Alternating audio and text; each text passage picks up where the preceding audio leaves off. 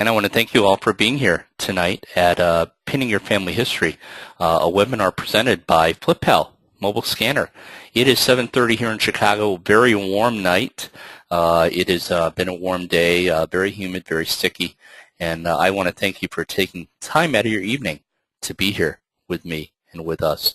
So just so you know, I am going to be presenting while my sidekick, Diane Miller, with FlipPal is answering questions. We will have a full question and answer period at the end. So here's what we're going to cover today. The pinning craze. What is pinning if you've not been involved with pinning, how pinning works on some of these sites, scanning family history content to pin. What are you going to pin? Are you going to scan photos? Are you going to scan documents, mementos?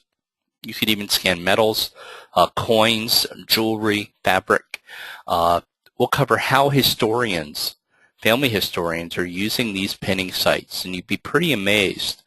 You may think that Pinterest is all about recipes, recipes that you'll never make, that's what I say, or home decor, or shoes or clothes, but there are quite a few genealogists and family historians that are using Pinterest and other sites to actually tell their family stories. We'll spend most of our time covering the pinning sites that you should know. We'll touch briefly on copyright and pinning sites, which is very important. Copyright does apply. Some sites handle it differently, have certain protections while others do not. We'll finish out with the pinning best practices for family historians, some do's and don'ts. And then there is a resource list that we will cover as well. But let me first show you that by coincidence, Archives.com published an article today that I wrote in their expert series called Pinning Down Your Family History. And here is the link. It is at http://bit.ly/geniapin. You cannot search for this. Don't try and search for this on Google. You have to go to this link exactly. And if you do go to the link, it will take you to the article. You can just actually go to archives.com and click up here where it says Learn from Experts, and you will see the article that I wrote that was published just today. So the nice thing is it covers almost everything that we're going to cover this evening. The one thing that I really appreciate too is at the end they have the resource list. So some of the sites that I will discuss tonight you can actually go and explore later on. So remember, it's at archives.com, and you can actually go ahead and look for that article. You can print it out. I'd appreciate it if you share it on Facebook or on Twitter or Google+, any of those sites where you are. Help get the word out. This is a free article. So, great. Okay, so let's get started. What is this pinning craze?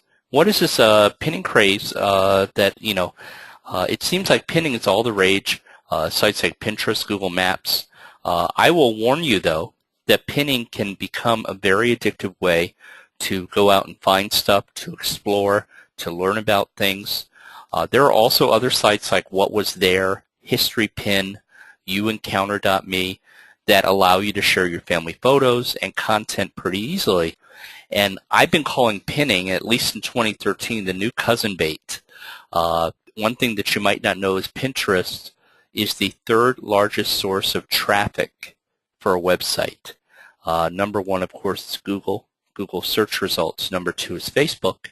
But number three is actually Pinterest, and I've seen an increase in traffic on my own sites because I am on Pinterest. So what is pinning and how does it work? Basically, a lot of these sites come up with ways for you to create online bulletin boards. That's all you're doing. You're creating a bulletin board with virtual push pins.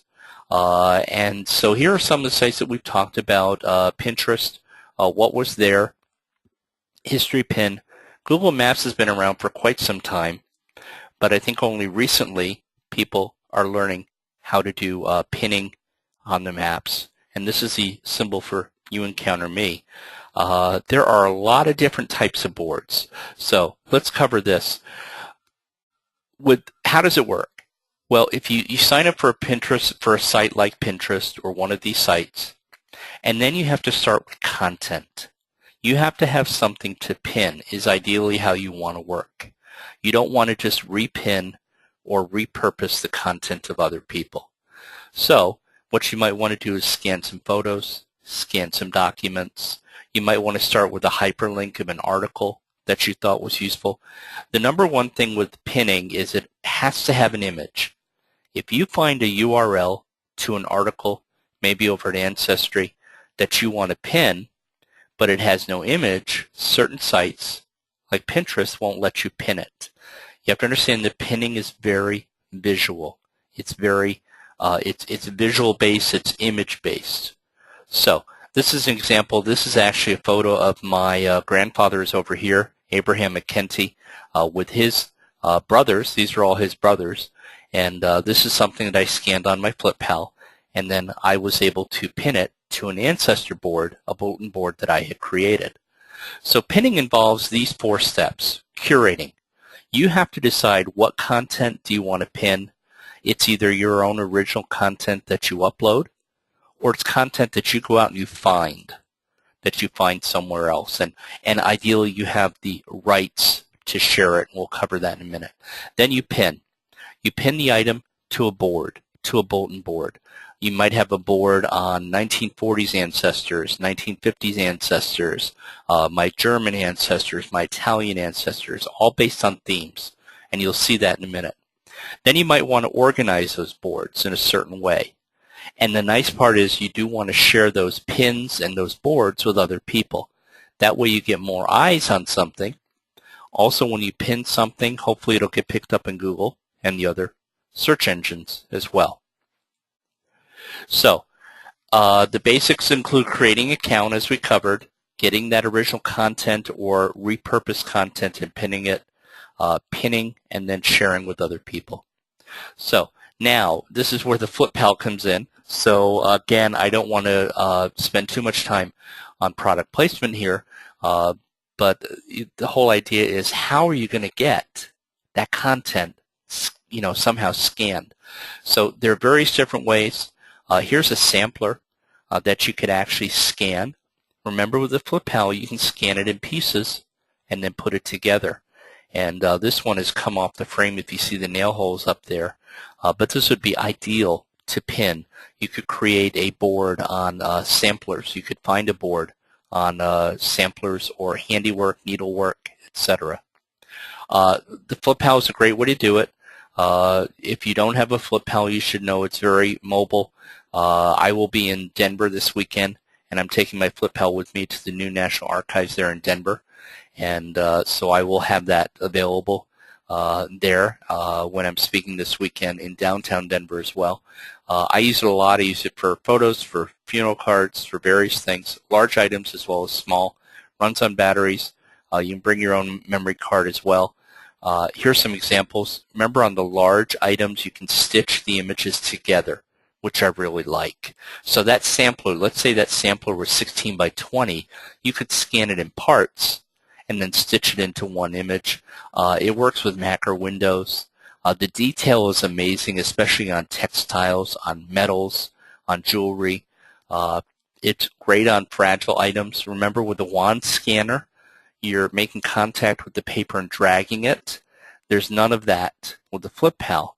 Also, you can scan things on the wall. I have scanned pictures in a frame on the wall. I don't have to take it out of the frame. So, also the resolution is great. You can do 300 or 600 dpi. This shows you a comparison of a FlipPal scan with a camera, a Nikon camera, and those are the differences there, and the colors remain true to the original. So now that we know, basically that FlipPal is an option for getting items scanned and ready to pin, let's talk about some of the ways that historians are using these pinning sites. Here's some examples. Storytelling. Here's one by Caroline Pointer. She runs the Family Stories website. And let's go ahead over to Pinterest and take a look at her Pinterest board. And here I am going there. You notice that you can find out more about Caroline here if you click on her image. And basically she has pinned items from her blog, and she's describing them here. So let's say I want to know more about Daniel Pointer. Notice I can click on the pin, and I get a close-up of the image. I see the other pins that she is posting over here. And she's given an explanation, plus she's given a link, which I really appreciate, back to the original story that she's posted. And if I click on that link, I can go read more in detail about this ancestor of hers. So in a way, not only are you just pinning those images, but you're able to then tell the story. You can tell the story here. The limit on Pinterest is 500 characters here, or you can point people over to your blog or wherever you're actually posting things, websites, etc. So that's one option, is telling stories, telling family stories. So, and I want to just hold on. I just want to check out and make sure that there aren't any questions that need answering. Where am I speaking? In Denver. So thank you. I am speaking at the Denver Public Library on Saturday for the Colorado Genealogical Society, and that is an all-day event where I'm giving 4 workshops. So thank you for asking that. So back to our presentation. Recipes and stories about food. I think recipes are probably one of the top 3 areas on Pinterest. And I actually have a recipe board on Pinterest called And I Helped. I am a child of the 60s and 70s, and I actually have been taking recipes, either things that I find out here, things that I think are just kind of neat. But if I scroll down here and get through some of the crazy stuff, let's see here. Here are some of my recipes here. These are peanut butter blossoms. If you remember these, and these were made, my family made these every holiday season. There's a story behind it. My mother had the original Pillsbury Bake-Off cookbook from 1957 where this recipe appeared. And I still have that cookbook myself. And so I was able to, and if you click on the image, what's going to happen is it's going to go over to my food blog, and it's where I have told the story about this and this recipe, and I also give the recipe. Okay, that is how it works. So I'm going to go back here on Pinterest, look at some more here. Some dishes that I've invented, like Black Forest trifle, Greek food, which I cook here at home, some of the cookies that I've made. I grew up eating Bell's seasoning for turkey. What else? Turkey burgers. And here's one of my recipes. These are black figs with goat cheese wrapped in prosciutto. You know, there are stories behind recipes. I think that food, heritage recipes, anyone remember Jello 1, 2, 3? They induce stories. It's neat to sit around with family members and say, hey, let's look at the stuff on Pinterest that I have posted, and my family would remember, oh yeah, I remember Jello 1, 2, 3, or I remember doing this or doing that. So food plays a big part with Pinterest. You can create a recipe board and do it that way. Timelines. This is one that a lot of people are not using yet. Let me say yet, because I don't think it has caught on. But let's look at a timeline that I set up. You can take an ancestor, give the story up here. I think you're limited to 500 characters. And then what I did is I pinned information related to my great-grandfather. My great-grandfather helped raise me in upstate New York. He had a big influence on my life. So what I did is I pinned from start to finish all the important things that I could find related to his life. Pictures. This is their 50th anniversary, 60th anniversary in 1975, just before he passed away. And, you know, if I want to, I go to his baby photo. This is about 18 months. And here, and if I wanted to, I could, if you notice when I hover over it, it says uploaded to Pinterest, meaning I physically uploaded the photo. And I'll talk more about that when we get to Pinterest. This was not from a blog post, whereas something like this might be from a blog post. although I believe I uploaded this. And so this is a photo of them at the farmhouse in Gramesville, New York in 1945. So, and in fact, it may be from, you can post things from Flickr, I believe, from other photo sites as well. You can also share resources. I have built a genealogy research toolbox with genealogy sites and tools that I find interesting. And I have developed this on Pinterest. I'm going to close a few extra windows down here. And here, these are things that I have put into my research toolbox that other people might want to use. Here's one for measuring worth to measure historical money. Here's a link to the Newberry Library. WorldCat. So if you go ahead and click on this link, you learn a little bit more about WorldCat, and clicking on the image will take you to WorldCat. So I have many different things in here. This probably could be quite a bit better. I haven't added stuff here in a while, but here's DAR. DAR has great resources. Ellis Island, Ancestry, the WorldGen Web Project. So that gives you an idea. You could actually create a German research toolbox, Italian, whatever ethnic area or geographical area, and share this with other genealogists. You notice this shows that there are 32 pins on this item. And then finally, the one thing I've done on Pinterest is memorialize. I've taken found objects like a souvenir book from 1895, sorry about that, from 1895, scanned it with my FlipPal, and I figured, what good is this doing just sitting here in a box here at home? So what I did is I took it upon myself to transcribe as much of the text as possible. Remember, I'm limited to 500 characters. But I went and I found these images, I posted the images and described them, hoping that other people with Louville ancestors could actually find this information, and then hopefully it would help them with their own ancestors. So I thought this was a nice way to work with ephemera, ephemera being things like souvenirs, things that were not intended to be kept necessarily, but have lasted quite a while. So again, I want to check my questions here. Okay, so and I'll get to some of the more complex questions. I want to make sure there's nothing pressing here. Great. So let's move on to pinning sites that you should know.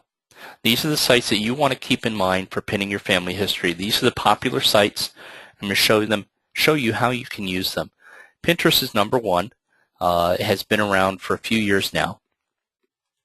I will show you my Pinterest site. Now, I have no control what's showing up here. These are all from people that I'm following or that are following me. This is my profile up here. I have set up a business profile. I will show you that in a minute. You can set up a personal or a business. There's no real difference. There's no cost. A business profile would be if you want to do a Pinterest account for Genealogy Society or something like that. The difference with a business account is you get a live link to your website. You can get a link to your Twitter account and your Facebook account. That's the difference. So if you notice here, I have 3,100 followers on Pinterest. I have 40 boards. I have 3,600 pins. And here's an example of a board. This is a board that I created for the 1940 census, where the things that I've uploaded, or I found things that were important about the 1940 census and actually uploaded them here. Okay? And that's what I do. Okay? And I go back to Pinterest here. So how do you pin something? Someone's going to ask me that. How do you pin something? We come up here to the plus symbol, and you have a choice of uploading a pin or adding from a website. So let's say I want to upload a pin. I have to find that scanned content that I created with the FlipPal, or somehow have a digital image. I'm going to go choose the file, and I'm going to go find something in my genealogy pictures area, and let's say I'm going to go to my Austins here, and let's say I want this photo here since it's military. It is my great-great-uncle, and it's uploading it. And I can then choose a board, or I can create a new board. I'm going to create a new board. I'm going to say my military ancestors. And then I give a description. And I could say this is Robert S. Austin. I believe it was 1888. Nope, 1880. Yeah, I think so. 88 to 1924. And I'm going to go ahead and pin it. And I'm going to look at my pin. And there it is. I created a new board called My Military Ancestors. I can come back at any time and edit this and add more information to the pin. I can share the pin up here on Twitter, Facebook, and that's the important part. I'm going to come back to my boards. I'm trying not to jump around too much, but I want to give you an idea. See, I added a new board. New boards are added at the end. Here are a few of the boards that I've created. Black Sheep, obituaries that I like, fearless females, genealogy contests, cartoons and that I find, comics that I find related. Here's Military Monday. I have a thing for Peeps from Easter, so I have a board for that. I have a thing about daguerreotype photos. So here, social media, and then you notice as I come down here, I've got my ancestor timeline, and this is my brand new board that I just created. So if I want to find more military photos, I can actually upload them. So basically, that's how that works. If you did want to, if you wanted to, I'm going to come over here to my blog, my food blog, and let's say that I wanted to pin this recipe for corn chowder. So this is how you pin something from a URL. You come up here, you have to copy the URL, come back to Pinterest, click on the plus symbol, and this time you're going to say add from a website. And you paste the link here. It goes out and it finds images. And if it doesn't find an image, and there it is, I'm going to pin this image. I'm not going to pin it to my military ancestors. I'm going to pin it to my recipe. And I will say, this is from the Moosewood Cookbook. If you don't know, the Moosewood is a vegetarian restaurant in Ithaca, New York. Recipe for corn chowder, which I usually start making in the fall. I'm going to go ahead and pin it. Do I want to see the pin? And there it is. It's on my recipe board. And it might take a little bit of time to resolve here. Things can be kind of slow depending on the traffic on Pinterest. But that's basically how Pinterest works. You also can go out and find things that you like. I do have a board here called 50 Shades of Genealogy, and it's kind of crazy stuff, that I find. I have here's one, a tombstone for baby Munster, which I couldn't believe I found on Find a Grave, and the other one that I love here is this one. This is a great tombstone. Normally it will have the husband's name and then say his wife, but this one says Arthur Spanks, his wife, Catherine, which I thought was very funny. Twisted sense of humor there. But that's what Pinterest is all about, is about pinning things to theme-based boards. Now, what do you do when you find a pin from someone else that you want to use? So let's go ahead here and look at a few things. See here, my pin is up there, and a lot of cats. I'm looking for food here, folks. So let's see if I can find a recipe. And I can follow other people. Someone is into covered bridges. I can see that right now. And I'm not finding. You can also do a search up here.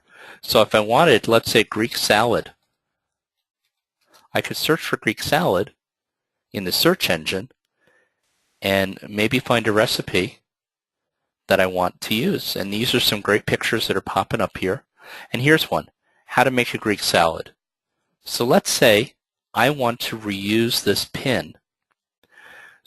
And also this is, she's got a lot of Greek recipes up here. So this is what you do. You can like a pin. You can also repin it. And when I repin it, I usually leave it just as it is. I pin. And then it goes to my recipe board. Also, I can check out Penelope here and check out her board. And I might think, oh, well, this is a board that I want to follow. What happens when you follow a board? When I follow this board, it means now that when Penelope posts anything here to this board, it will show up in my stream here under Pinterest. So there's a lot of fun stuff. I can tell you Pinterest is very addictive. I think that sometimes I need a pintervention, and I'll be up in the morning late going through some of the fun pins from other people. So that gives you an overview of how Pinterest works. Again, remember their boards. You want to set up boards for different themes. Now what happens if you pin something maybe here to Friday's Faces and you really meant it to be Military Monday? You can edit your pin and move it to a different board. That's not a problem. Remember, you add a pin by uploading your own images. Also, did you know that Pinterest now allows you to create secret boards? Secret boards are private boards that are not public. So here under My Boards, hold on, My Boards, come on. If I want to scroll to the bottom here, see I can add secret boards. This is a new feature.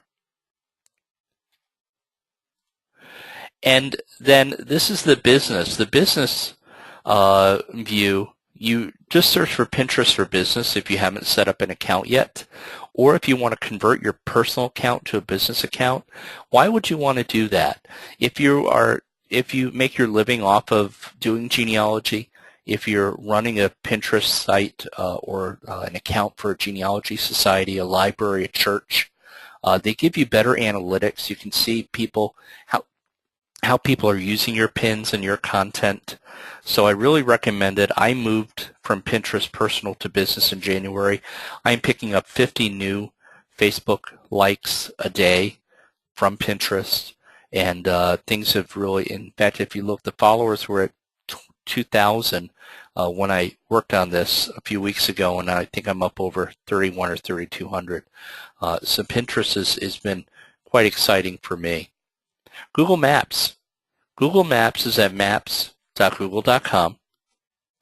You have to have a Google account. And most of us, how do I use this? Well, we use it for directions.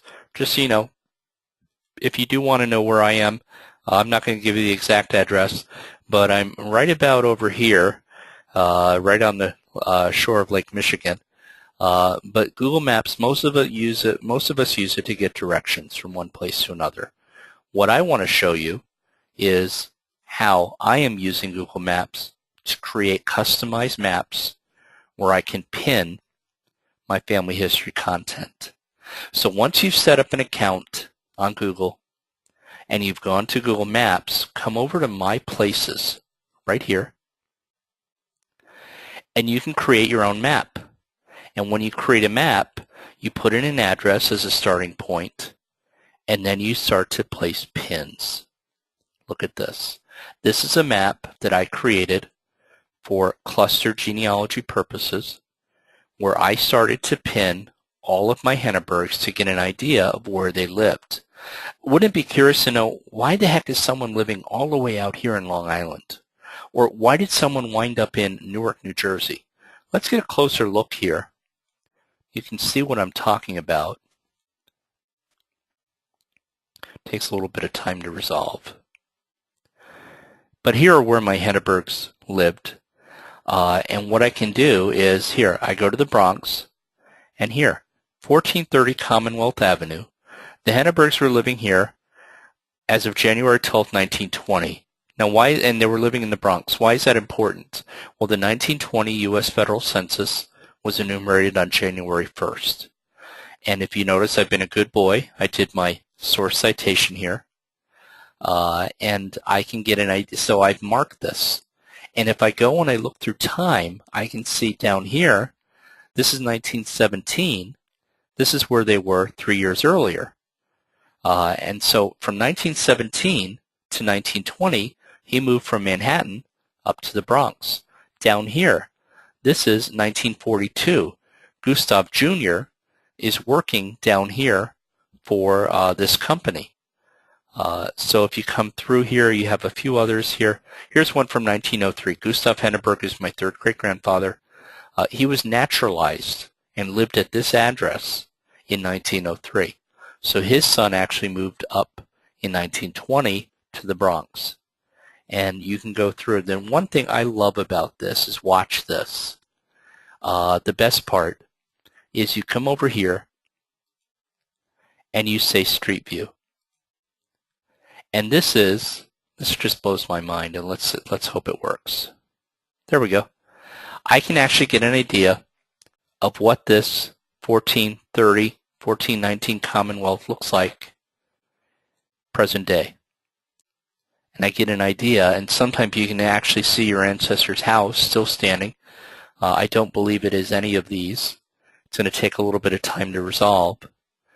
But again, how did I do this? I went to My Places, I created a map, and then you can create a map, and you can call it, whatever, if you want to call it upstate New York, or I could call it My Lehigh Ancestors. You can make it public or private, so if I want to just make it private, I save it, and then I start putting in addresses and pinning them here in upstate New York. That's how it's done. It's very easy to do. So again, check out Google Maps. Again, we went to Create Maps, and then I've created a variety of them for many different types of projects. Another site that you want to check out is What Was There. What Was There is run by a group of archivists in Ann Arbor, Michigan. It is a free website. You can set up an account. In fact, I believe you have to upload your images. And what it is, it's very unique. It takes Google Maps, which we just worked with. The nice thing about Google Maps is their API, which is their back end, is public, and they allow other sites to tap into it. So if I wanted to, I could actually go to Foster and Clark, Chicago, Illinois, which is my closest intersection.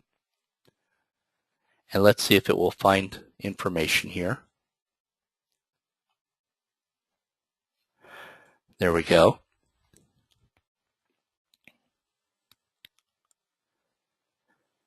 And here it is. Here's Foster, and here's Clark. And watch what's going to happen is other people have pinned information. Like here, the Trumbull Elementary School. Here's a photo of it. I'm going to show the photo details. And someone has posted the information here. Okay, and that's great information here. And you upload and you post images. And I can actually look at other photos in the area. And this is actually, I posted a 1940 census enumeration for my block. Here's one. Here's the Summerdale Savings Bank. And I go to view photo details. Oops, there it is. I can zoom in or zoom out on that image. I can also go to the Street View. This takes time to resolve, and I apologize, it's so slow. This is what I love about this site. Hold on, let me see if I can.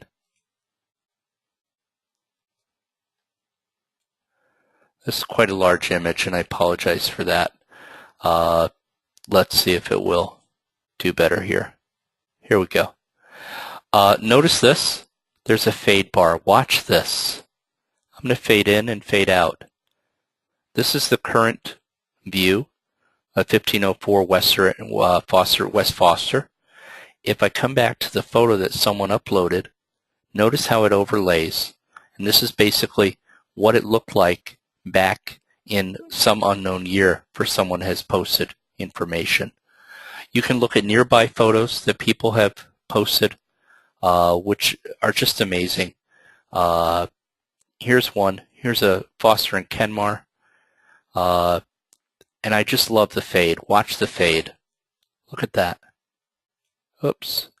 There it is. Perfect. I don't know how it's resolving on the webinar, but I can see what that photo looked like from a postcard photo to what it looks like today. So I find this fascinating. You can actually create your own personal maps. You can do some searching. You can search for your city. If I wanted Fort Collins, Colorado, which is where Flip Hal is based, I could go ahead and do a search there. The site is a little bit slow tonight, but notice here, there are 10 pins at this location. And these are pins more recent from the 70s, but here's one from 1908. And if I go to the Google Street View, again, I want to make sure you have time to see this on the webinar. Let's see. And if I go through my fade, it's not a very good fade. I don't think they placed it right, but maybe I'm not. There it is. Here, there's the original, and there's what it looks like right now. So I find what was there a great site to work with. You can upload your photos. My photos are here. I've uploaded, and I have to log in, but I've uploaded a few Chicago things, also from where I grew up in upstate New York. So again, you upload photos, you go to the Google Street View, and you use that fade bar, use that fade bar to fade in and out. And it's a lot of fun to see the differences there. Another site that I like is called HistoryPin. HistoryPin is out of the UK. Let's go to HistoryPin. They're at historypin.com. They tend to be heavy on the library and archivists. That's the librarians and archivists use it quite a bit. A lot of museums use it as well. You can join. It is a free site. You can upload your information. And there are people here. Here's one from Scottsdale Library. Someone has pinned, and we'll go and look at their pin. You can search. You can upload. You can search by subject. You can give a great explanation. And here is something, there it is. This is in Australia. And you can actually mark it as a favorite. You can see it bigger. You can tag things. So people have made comments. You can put a copyright statement if you want. Notice you can share it, which is what I love. You can share these things. Let's say that we wanted to come here and look for Fort Collins, Colorado. And let's see if anyone has used a pin here. Since this is UK-based, you may not find something you may not find a lot of pins for your area. Let's go to Chicago and see if anyone here. There are a lot of pins here. And if I go down downtown, etc., there are quite a few pins all over. And I can actually go in and do some searching and looking. They do not have a fade bar. That's the one thing that HistoryPin does not have. They don't allow you to fade from old image to new image. But you can narrow down by date, by subject. You can search by subject or search by place. They have a lot of they have projects, which I love. They have channels. So here they do Olympic memories, the Queen's history, Balboa Park in San Diego. Remember how we used to, and so these are just fun things to explore, and you can actually build your own projects. And again, is this a waste of time? I don't know. It's nice to reminisce. It's nice to remember these things. Nice to, bring maybe your parents or aunt and uncle and say, hey, look at this. Do you remember using, cooking in a wood stove, etc.? So to me, it's all about eliciting those stories. Here's one from National Archives. They did a whole series on women, working women during the 40s and 50s. And this is working on computers, early computers in Philadelphia. And notice where they pinned the photo and they found the building still standing over there on Walnut Street. One of the last ones I'll cover is You Encounter Me, which is a relatively new site. You Encounter Me, let me see, I don't know that I have a link here. I don't have a link, so let me go to You Encounter Me. Surprised about that. There we go. You Encounter Me takes Google Maps, but what they do is they go beyond uploading photos. They don't have a fade bar. But what I love about You Encounter Me, let me see if I can log in here, is when you pin something, you can get notified when someone pins something nearby, which I really love. So they don't call them pins per se, they call them encounters. Let me see if I can remember my account. That's always my challenge. Aha, they did find me. There we go. My encounters are right up here. And what I've done is I've pinned mostly my Lehigh ancestors over in upstate New York. And if you notice, I have a lot of pins over here. So I'm going to zoom in.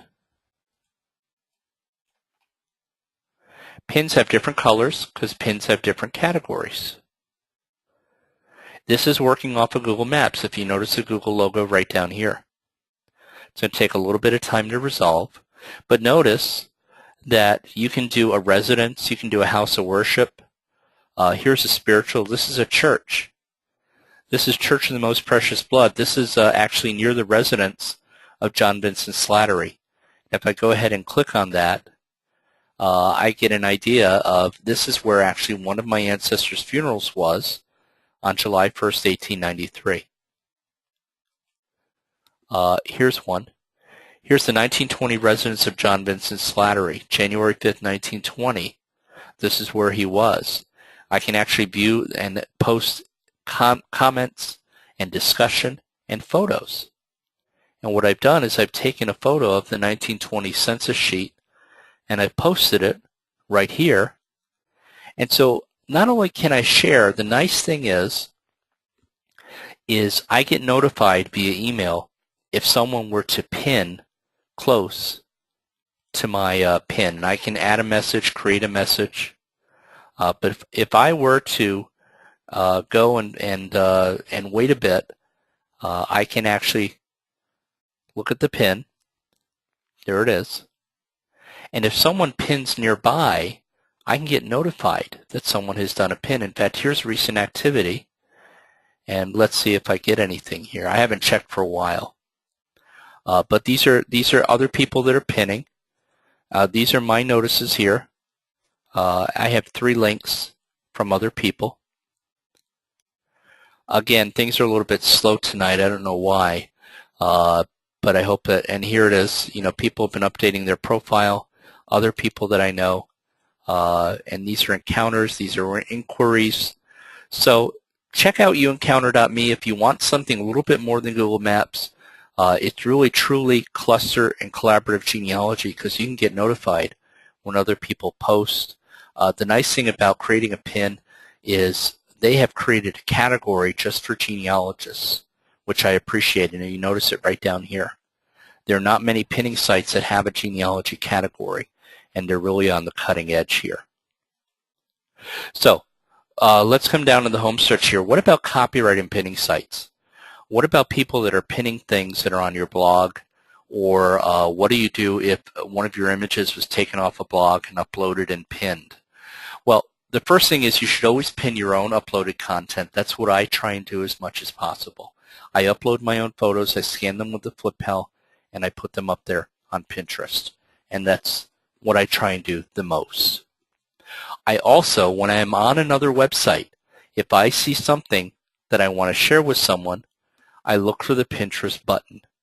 So if I were to go to maybe Megan Smoleniak's site on Huffington Post and I wanted to share an article that had an image over on Pinterest, I would look for this, or I would take the URL and copy and paste it. I also try and repin things as much as possible. If I find a pin that I like from another person, I use whatever mechanism is built into that platform to repin. I never take someone's photo, download it, and then upload it as my own. That's a copyright violation. I've taken their content and I'm trying to pass it off as my own. So some of the best practices. Always, always, always, you've heard me say this before, read the terms of service. Understand what you're getting into. When you upload your content to Pinterest, who owns it? Do you still own it? Does Pinterest own it? What if you want to take your content down? Can you take it? Do you have an exit strategy? That's very important as well. So always before you sign up, make sure you read the TOS, the privacy policy, acceptable use, all of those things. Get permission before using family pictures and other items. If this is a photo of your uncle in his hot pants at age 8 in school, he might not be so fond of you posting this up on Pinterest. I think it's pretty funny, but your Uncle Bob might not think it's very funny. And so please, when I never post photos of living people without their permission. I never, never, never post photos of kids. I'm always wary of that. So if I were a grandparent, I would want to ask my children first, can I post a photo of the kids at Disneyland, etc. So I do that. I want to keep the family peace, but also I just think it's courtesy rather than just upload those photos of living people. Don't forget copyright. Very important. What are the copyright implications? If you want to play it very safe, just upload your own content. You should be pretty safe with repinning other content, but it depends on the platform. That's your responsibility as a pinner to follow the copyright rules for that website. Also use social media. So when you want to share something on a pinning site, look for those share buttons. That's very important. So again, we're coming down to the tail end here. I think we're doing pretty good on time. I did pretty well. I'm going to take some questions. What I also want to point out again is I am going to post in the chat room the article over at archives.com, and so you can get that there. Let me take some questions here, and so let me go ahead and I'm going to expand the question panel. I do want to thank Di for helping me out here. You may see a little bit of a block on your screen. So so you do have the handout. So one question from Joan: can you edit those descriptions in case you got the year wrong for your military ancestor? Very good, Joan. Yes, you can. You can always go back and edit a pin. In fact, let me come over here. Go to Pinterest. Where's my Pinterest account? Here it is. And let's see what we've got here. If I go to my pins, here's my pin. Notice there's an edit button. I can always edit. And let's say that his birthday is actually 1890. It actually was 1884, and I remember this because he drowned actually it was 1894, now that I think about it. He drowned at age 30 trying to save a small child off of Long Island at the beach. So I can go ahead and do that and save that. So you can edit those pins. That's a great question. So thanks, Joan, for that. And so let's see here. Now, Joan is saying you pinned a census record. Is that okay? Now, you will notice that Ancestry does not have Pinterest buttons on their images. But if it is an image, if it's a public domain image that I scan myself, or that is copyright free and public is free to use, then I can use it. Remember, those are public domain documents. But I would always, if I'm using Ancestry, right now I don't believe Ancestry allows you to repin things. But if you do get it off of National Archives, those are public domain documents. I mean, this is just my opinion, and for what it's worth. But again, you have to understand that something off of Family Search might be able to pin, but not on the Ancestry. You will have to check with them on that. A lot of links don't work on Pinterest, according to Cheryl. It's always a good idea to check the link before you repin it. And Cheryl, thank you for pointing that out. So the thing is, when give you an example. When I took this Greek recipe here, I want to make sure that the link actually goes to a recipe. For all I know, it could go to a spam website. It could go to something that would embarrass me if someone else were to click on it. So that's what I do before I repin, is I always go and I say, okay, does this site match the pin or for the image? So Cheryl, thanks. I really appreciate you pointing that out. That's very important. And let's see. I use Pinterest to bookmark websites, creating a toolbox. Thanks, Sharon, for pointing that out. But so many of them don't have images that are pinnable. Is there a workaround? So what Sharon is pointing out is you find a site that you like. You maybe want to put it in a place where you can remember it later. Is there a way around it? Well, if a website does not have a URL, it does not have a certain image of a certain size, Sharon, it won't work. So what happens is what I do is this. You might want to create your own image that says reminder. You might want to take an image of a finger with a string tied around it. You might want to upload that image and then copy and paste the URL for that site. I hope that makes sense. So if you wanted to, you could do that. You would have to add your own image, but and then copy the URL. I don't know if I'm explaining that right, but that's the best way to do it. But that's what I would do. And, no other questions. Wow. Well, listen, I hope that this is, here's one. Megan is saying if you repin a recipe, for example, you can edit the dialog box, especially if you have added information that you do not want on your pin. Yeah, so what she's saying is, let's say that I repin this, or let's go out, let's close this. Let's go out to Pinterest. Let's say that I want something, and here's something, detox smoothies. I don't think I need that. Let's say I'm doing quilts. Let's say I want to repin this quilt. I have a board maybe about quilting. Wanda does have one up here which looks great. When I pin, I can actually, what I do, Megan, is this. This is Wanda's original content, and I want to respect that. So if I wanted to, you notice that I can start adding my own content down here. I would do that. That's almost like creating a derivative work. But I tend not to remove the original content. To me, I am repinning someone's content, and I need to respect the work that they put into that. On my own pins, I have been known to put a copyright statement on pins, and you can do that as well. So different pins up here.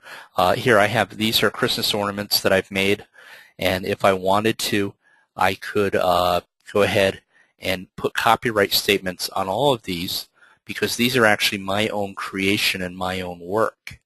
And so what I would want to do is I could actually edit this and put a copyright statement down here, or I would put it right up at the top, and I would say, copyright, like that. I hope that answers your question. And then, notice that I'm over the 500 character limit, and that's something I run into very often. But yeah, that is what I would do. I hope that answers your question there. So thanks for that. And I think we're at the end, and I want to thank everyone for being here. One thing I do want to point out, make sure you visit the FlipPal site, and also I'm going to put a little bit of a special something down here in the chat panel for you all to look at. And I hope you've enjoyed this, and the recording will be available, I hope, tomorrow for this webinar. So thank you so much for being here, and I really appreciate your time, and have a good evening. Bye-bye.